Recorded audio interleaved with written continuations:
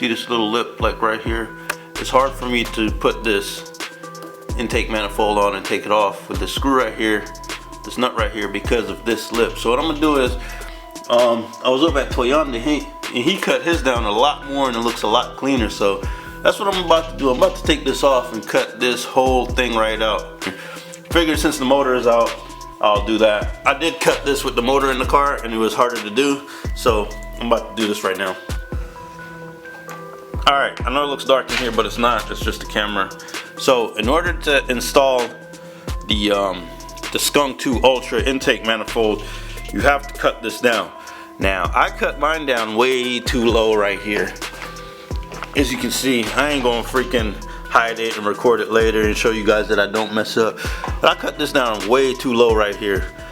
I was told it's just like a check valve or whatever it may be, that you don't need it. You could just leave it vent to atmosphere. Others say you need it. I don't know. I'm probably just gonna send it. Worst case scenario, I'll do like my buddy over at Garage Built TV said. You just I'll do what he says. You just freaking fill it with JB Weld and grind it down. Worst case scenario, I could tap it. If you could look down in there, you can see the hole goes down at an angle. Right there. You see that hole goes at an angle? I could just tap that and freaking cut this out all the way right here. Cut it down, and then I could just tap it, make it look neat. It's really not an issue. But for now, I'm gonna send it. I could plug it later if need be. I know it'll be a pain to take off the intake manifold, but it'll be a lot easier now that this is all cut down and the intake manifold won't hit on anything. And I really need to get a light for my camera. But yeah, that's what you need to do to install your SKUNK2 Ultra intake manifold. You need to cut this down.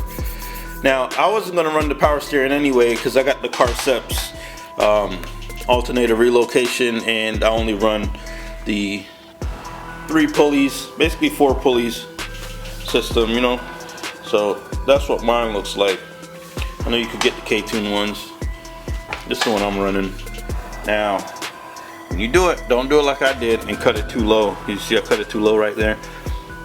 I'm gonna see if I could salvage that or if I need to get a new one. I think it's salvageable though.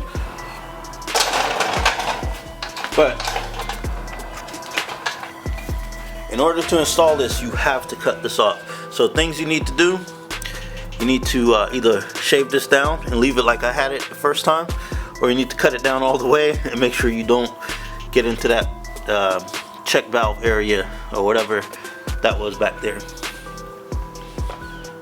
So once you cut that down, you can install your SKUNK2 Ultra and it will not hit.